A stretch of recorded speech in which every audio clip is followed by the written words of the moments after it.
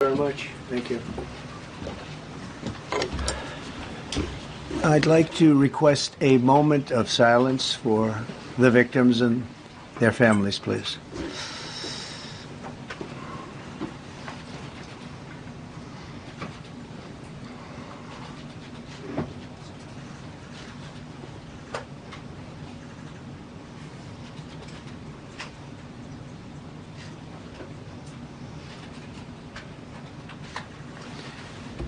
Thank you very much.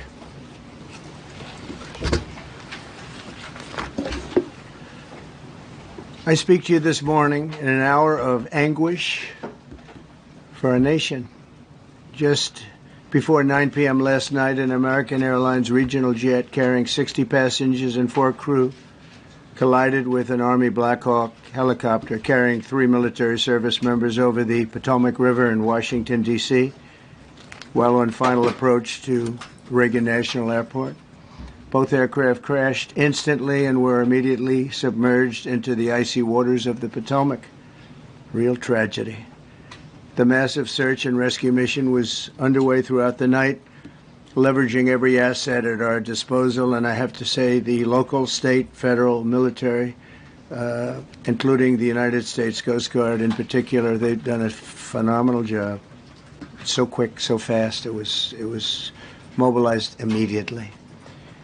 The work has now shifted to a recovery mission. Sadly, there are no survivors. This was a dark and excruciating night in our nation's capital and in our nation's history, and a tragedy of terrible proportions. As one nation, we grieve for every precious soul that has been taken from us so suddenly, and we are a country of we are in mourning. This is really shaken a lot of people, including people, very sadly, from other nations who were on the flight. For the family members back in Wichita, Kansas, here in Washington, D.C., and throughout the United States and in Russia, we have a Russia contingent, some very talented people. Unfortunately, were on that plane. Very, very, very sorry about that. Whose loved ones were aboard the passenger jet. We can only begin to imagine the agony that you're all feeling. Nothing worse. On behalf of the First Lady, myself, and 340 million Americans, our hearts are shattered alongside yours, and our prayers are with you now and in the days to come. We'll be working very, very diligently in the days to come. We're here for you to wipe away the tears and to offer you our devotion, our love, and our support. There's great support. In moments like this, the differences between Americans fade to nothing compared to the bonds of affection and loyalty that unite us all, both as Americans and even as nations. We are one family, and today we are all heartbroken. We're all searching for answers. That icy, icy Potomac, it was a cold, cold night, cold water. We're all overcome with the grief for many who have so tragically perished, will no longer be with us. Together we take solace in the knowledge that their journey ended not in the cold waters of the Potomac, but in the warm embrace of a loving God. We do not know what led to this crash, but we have some very strong opinions and ideas, and I think we'll probably state those opinions now. Because over the years I've watched as things like this happen, and they say, well, we're always investigating, and then the investigation 3 years later, they announce it. We think we have some pretty good ideas, but we'll find out how this disaster occurred, and we'll ensure that nothing like this ever happens again. The FAA and the NTSB and the U.S. military will be carrying out a systematic and comprehensive investigation. Our new Secretary of Transportation, Sean Duffy, his second day on the job when that happened. It's a rough one. We'll be working tirelessly. He's a great gentleman. The whole group these are great people, and they are working tirelessly to figure out exactly what happened. We will state certain opinions, however. I'm also immediately appointing an acting commissioner to the FAA, Christopher Rocheleau, a 22-year veteran of the agency, highly respected. Christopher, thank you very much. Appreciate it. We must have only the highest standards for those who work in our aviation system. I changed the Obama standards from very mediocre at best to extraordinary. You remember that. Only the highest aptitude, they have to be the highest intellect and psychologically superior people were allowed to qualify for air traffic controllers. That was not so prior to getting there. When I arrived in 2016, I made that change very early on because I always felt this was a job that, and other jobs too, but this was a job that had to be superior intelligence, and we didn't really have that, and we had it. And then when I left office and Biden took over, he changed them back to lower than ever before. I put safety first. Obama, Biden, and the Democrats put policy first. And they put politics at a level that nobody's ever seen, because this was the lowest level. Their policy was horrible, and their politics was even worse. So as you know, last week, long before the crash, I signed an executive order restoring our highest standards for air traffic controllers and other important jobs throughout the country. So it was very interesting. About a week ago, almost upon entering office, I signed something last week that was an executive order, very powerful, on restoring the highest standards of air traffic controllers and others, by the way. Then my administration will set the highest possible bar for aviation safety. We have to have our smartest people. It doesn't matter what they look like, how they speak, who they are. It matters intellect, talent, the word talent. They have to be talented, naturally talented geniuses. You can't have regular people doing that job. They won't be able to do it. But we'll restore faith in American air travel. I'll have more to say about that. I do want to point out that various articles that appeared prior to my entering office, and here's one. The FAA's diversity push includes focus on hiring people with severe intellectual and psychiatric disabilities. That is amazing. And then it says FAA says people with severe disabilities are most underrepresented segment of the workforce, and they want them in, and they want them, they can be air traffic controllers. I don't think so.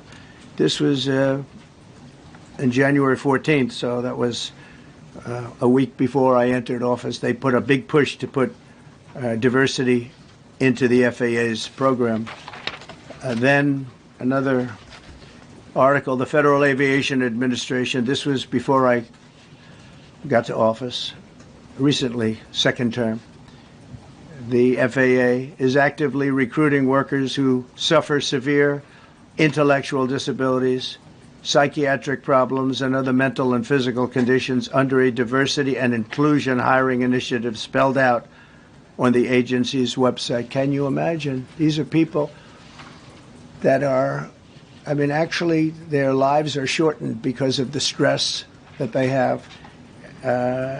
Brilliant people have to be in those positions, and their lives are actually shortened, very substantially shortened, because of the stress, where you have many, many planes coming into one target, and you need a very special talent and a very special genius to be able to do it. Targeted disabilities are those disabilities that the federal government, as a matter of policy, has identified for special emphasis in recruitment and hiring.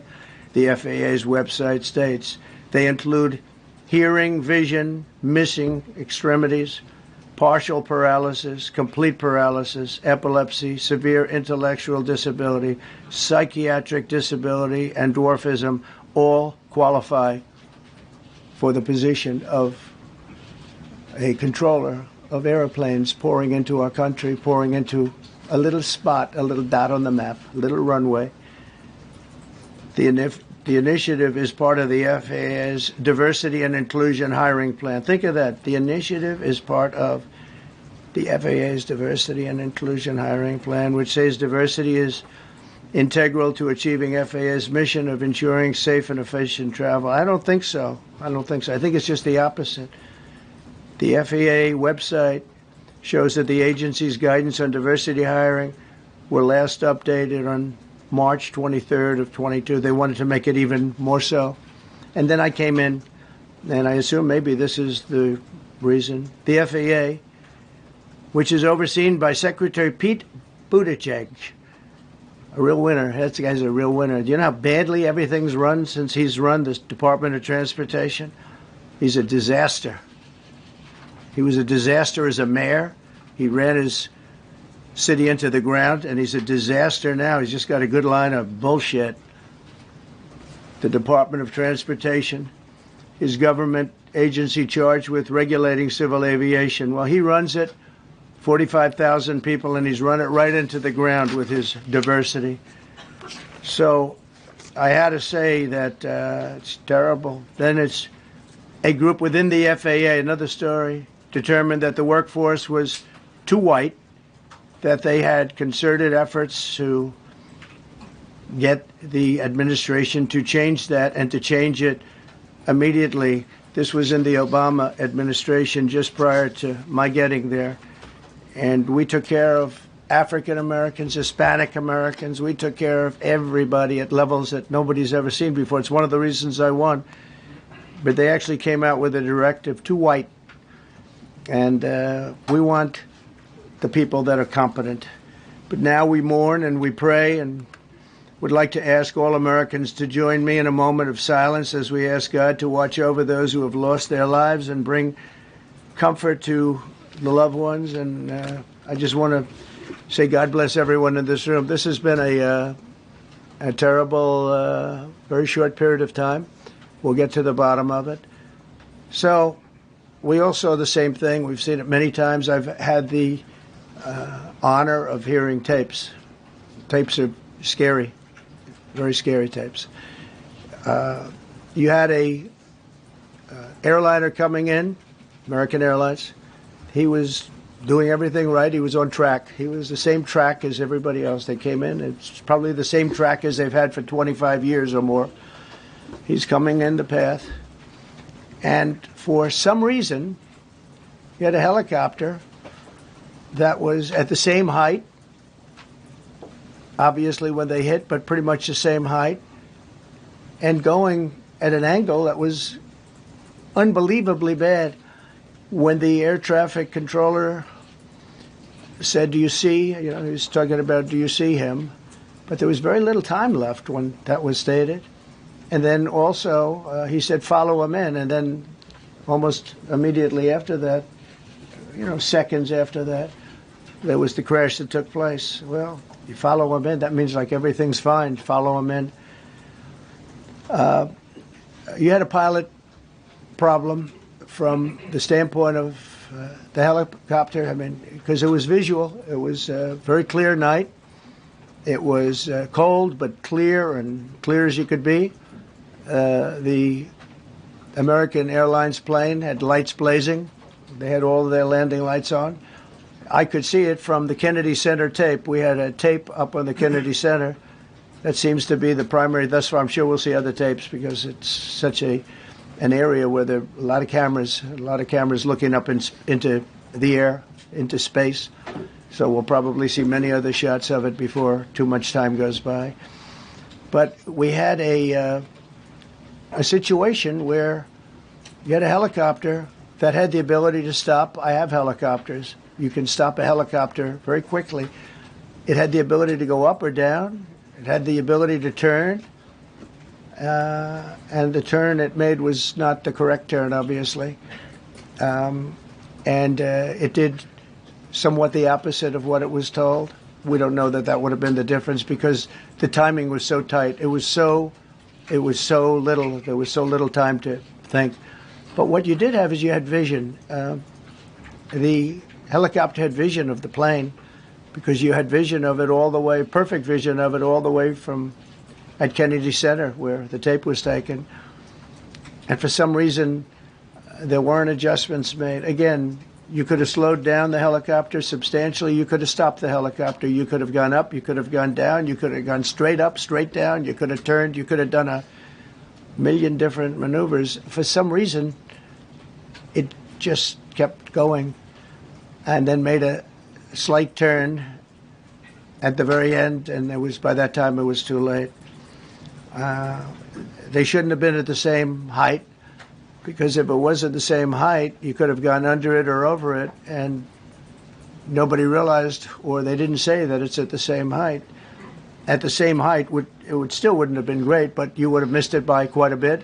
Could have been 1,000 feet higher. It could have been 200 feet lower. But it was exactly at the same height, and somebody should have been able to point that out. So all of this is going to be studied, but it just seems to me, from a couple of words that I like to use, the words common sense,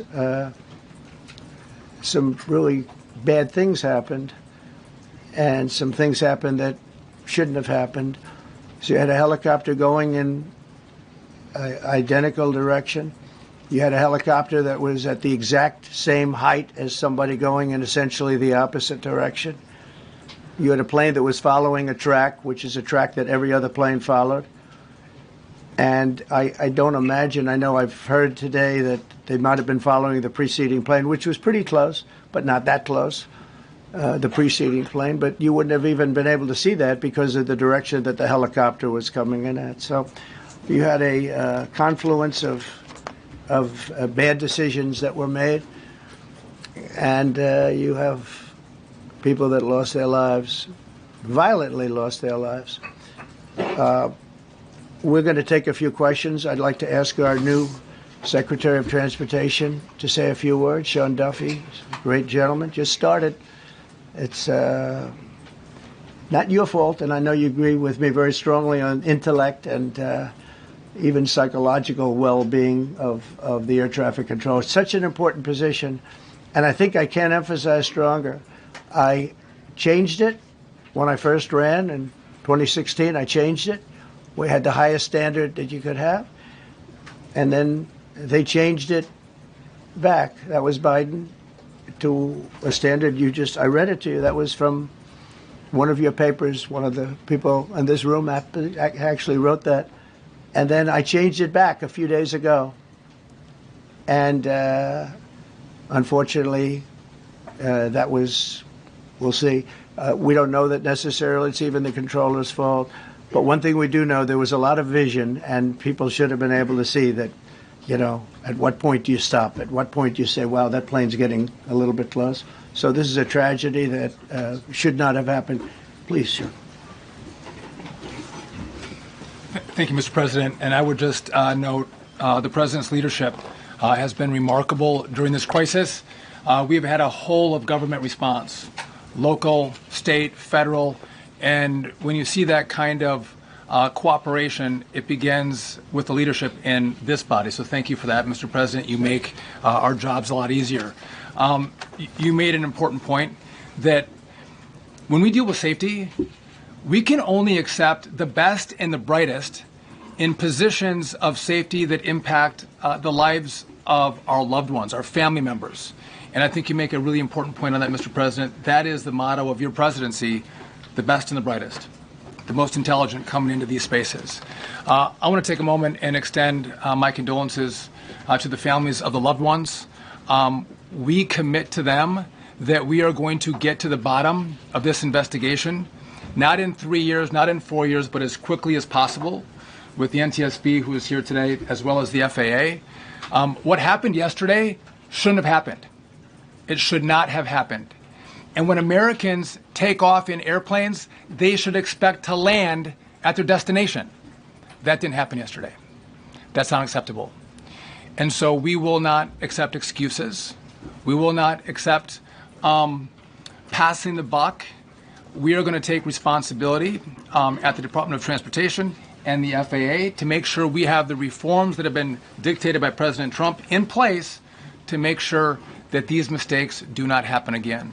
And again, I want to thank you for your leadership, Mr. President, and I appreciate the confidence you placed in me. Thank you.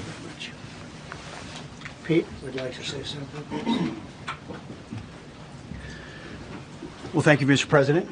Again, I want to echo what the Transportation Secretary said about your leadership. From the moment we found out about this, we were in contact with the White House trying to determine exactly what happened. I would echo it as well. No excuses. We're going to get to the bottom of this. we first and foremost from the Defense Department want to pass our condolences to the 64 souls and their families that were affected by this. Never should happen.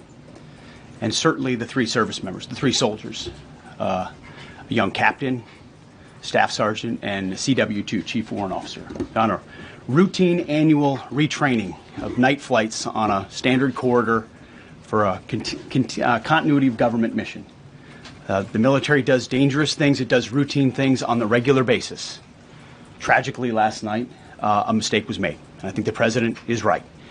There was some sort of an elevation issue that we have immediately begun investigating at the DOD and Army level.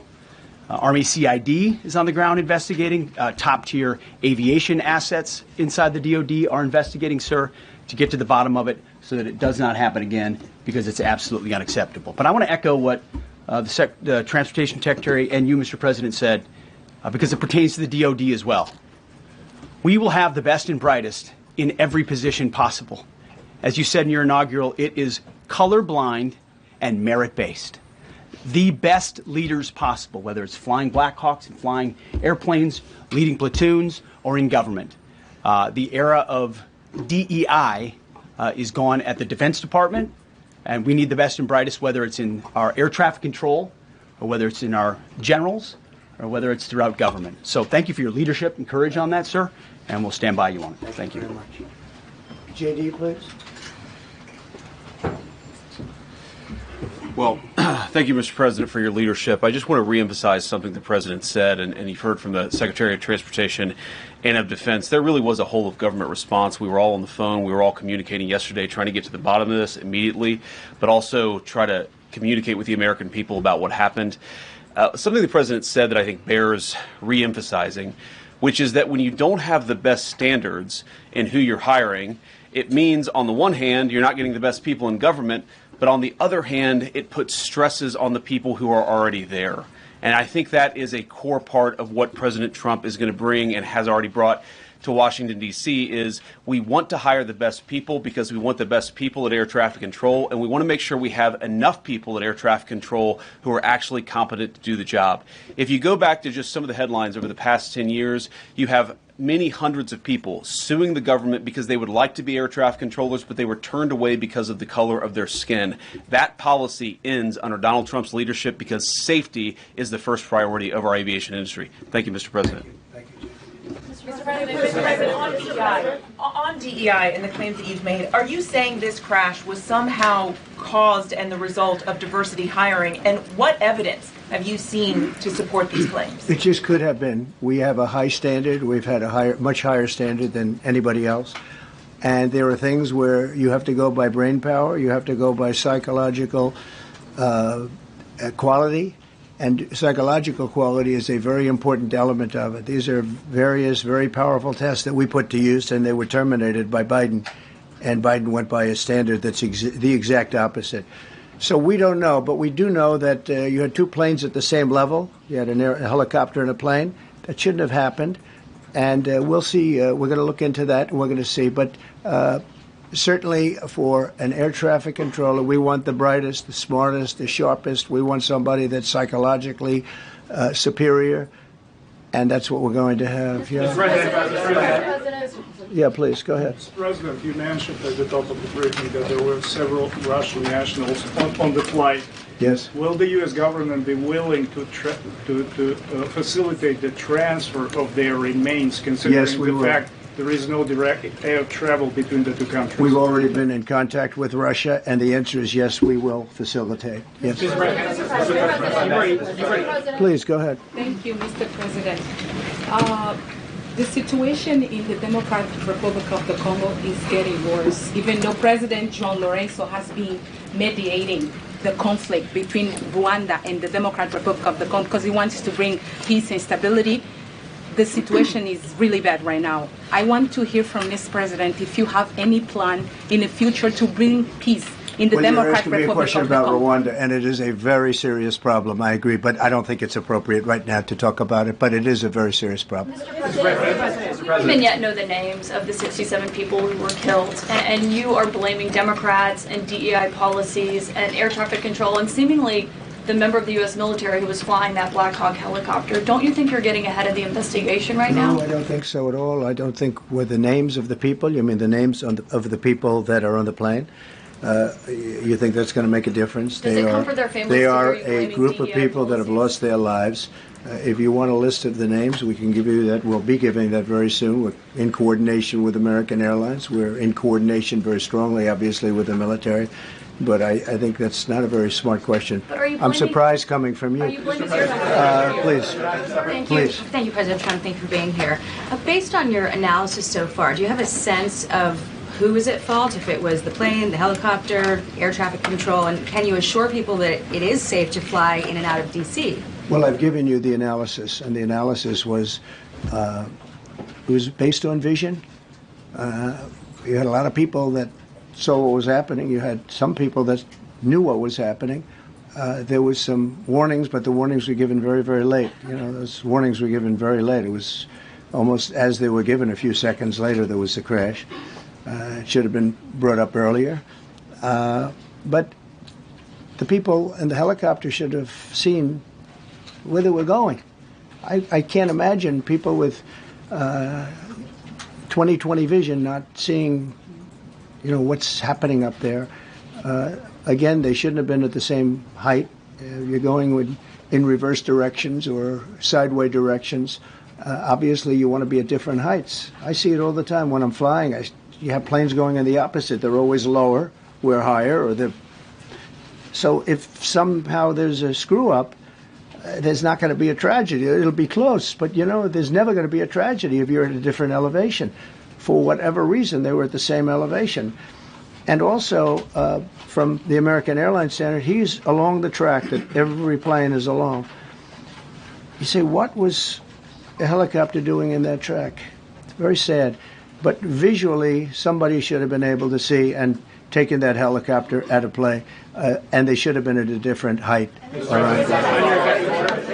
Thank you, sir. You mentioned the Russians that were on board that plane. What other nationalities were on board that passenger? There were a couple of others. We're going to be announcing it in about an hour. We have some very specific information. We're calling the countries. We've spoken to most of them, but there were some other countries represented. Mr. President, have you spoken to President Putin? I have not, no. Not about this. On your executive order, you've already issued an executive order you say will restore aviation safety. Right. This crash happened after that. Was the executive order successful, and what more needs to change to keep people safe? Well, we issued it 3 days ago, and we're in the process of making those changes. This is something that should have been done a long time ago. Actually, my original order should have never been changed, and I think maybe you wouldn't have had this problem. Maybe. Yeah, please, go ahead. Yes, thank you. We see everyday life that very often those diversity hires cause sometimes issues, as you just mentioned. So what plan do you have? Are we going to see some fire? Are you going to fire some of those diversity hire in the federal government? What plan do you have? I would say the answer is yes. If we find that people aren't mentally competent, you see the language. The language is put out by them. And if you see that, I'm not going to bore you by reading it again, but these are not people that should be doing this particular job. They'd be very good for certain jobs, but not people that should be doing this particular job. Mr. President, you have today blamed the diversity elements, but then told us that you weren't sure that the controllers made any mistake. You then said perhaps the helicopter pilots were the ones who made the mistake. It's all under investigation. I understand that. That's why I'm trying to figure out how you can come to the conclusion right now that diversity had something to do with this crash. Because I have common sense, okay? And unfortunately, a lot of people don't. We want brilliant people doing this. This is a major chess game at the highest level. When you have 60 planes coming in during a short period of time, and they're all coming in different directions, and you're dealing with very high-level computer work and very complex computers. And one of the other things I will tell you is that the systems that were built, I was going to rebuild the entire system, and then we had an election that didn't turn out the way it should have. But they didn't build the systems properly. They spent a lot of money renovating a system, spending much more money than they would have spent if they bought a new system for air traffic controllers, meaning the computerized systems. There are certain companies that do a very good job. They didn't use those companies. They used companies that should not have been doing it. No, I think it's very important to understand that for some jobs, and not only this, but air traffic controllers, they have to be at the highest level of genius. Okay. I want to ask you about the ice skaters in a moment because the U.S. Ice Skating Committee was affected. But first, if I can, the cited FAA text that you read is real. But the implication that this policy is new or that it stems from efforts that began under President Biden or the Transportation Secretary Pete Buttigieg is demonstrably false. It's been on the FAA's website. That, you? No, it's on the website, the FAA's website. It was there in 2013. It was there for the entirety. What I read. It was there for the entirety of your administration too. So my question is, why didn't you change the policy during your first administration? I did change it. I changed the Obama policy, and we had a very good policy. And then Biden came in, and he changed it. And then when I came in 3 days ago, I signed a new order bringing it to the highest level of intelligence. Okay. It was on the website. Please. Quiet. Thank you, Welcome back to the. I'm sorry. You mentioned that a vision was probably the problem that was at issue in this crash. There's been some reports that one of the pilots in the helicopter may have been using night vision equipment. Was there any indication? I heard that. We don't know. We're going to know that pretty soon. It may change your viewplane if you do have the night vision. So it's very possible that could have happened. That would be maybe a reason why you wouldn't actually see as well as on a clear night. You can see sometimes better without it. Had a couple of more. Mr. President, is it helpful to have your Secretary of Transportation confirmed, and does this intensify your interest in getting other nominees confirmed quickly? Go to what? Is it helpful to have your Secretary of Transportation confirmed, and does this intensify your interest in getting other nominees confirmed quickly as well? Well, sure. We want fast confirmations, and the Democrats, as you know, are doing everything they can to delay them. They've taken too long. We're struggling to get very good people that everybody knows are going to be confirmed, but we're struggling to get them out faster. We want them out faster. It's a good question, actually. We've been pushing Sean. Everyone knows Sean for a long time. He got many, many Democrat votes, but they want to take as long as they can. They ask questions like some of the questions that Peter would ask that were totally irrelevant and not very good questions, but they want to just keep it going. They want to keep it going as long as possible. I was very honored, actually, that you got so many Democrat votes. That was really good. That was really good. When I try to meet with the families, and second question, is it your impression that military training was done during that time? The what? The training that the helicopter was involved in. Is it anything you can tell us about that? You don't know. These are the things that will come up with the investigation. You don't know. But the helicopter obviously was in the wrong place at the wrong time, and a tragedy occurred. Please. Thank you, Mr. President. I've got a question about the... No, go ahead, please. Thank you, Mr. President. You've been critical of the current regulations, and you've called for big reforms at FAA. I'm curious, sir. I made the reforms, actually. What is your message? 3 days ago, I made them. Yes, sir. What is your message then to the American public in the weeks and months ahead? Should they feel hesitant to fly? And if you could clarify perhaps something that the Defense Secretary said when he said that this helicopter was on a continuity of government mission? I don't know what that refers to, but they were practicing. They do that. They call it practicing, and they were. And that's something that should be done. It's only continuity in the sense that we want to have very good people, and that has to be in continuity, and that's what they refer to. But it was basically practice, and it was a practice that worked out very, very badly. Okay?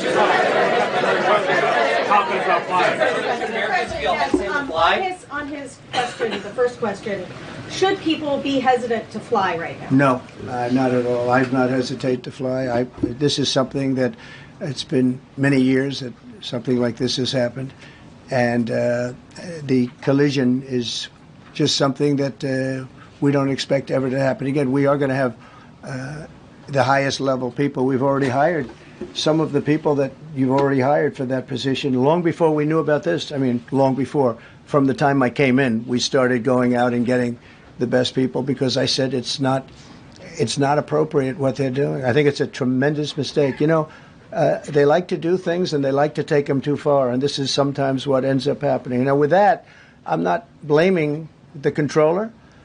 I'm saying there are things that you could question, like the height of the helicopter, the height of the plane being at the same level and going in opposite directions. It's not a positive. But no, we're already hiring people. No, flying is very safe. We have the safest flying anywhere in the world, and we'll keep it that way. Thank you all very much. Thank you very much,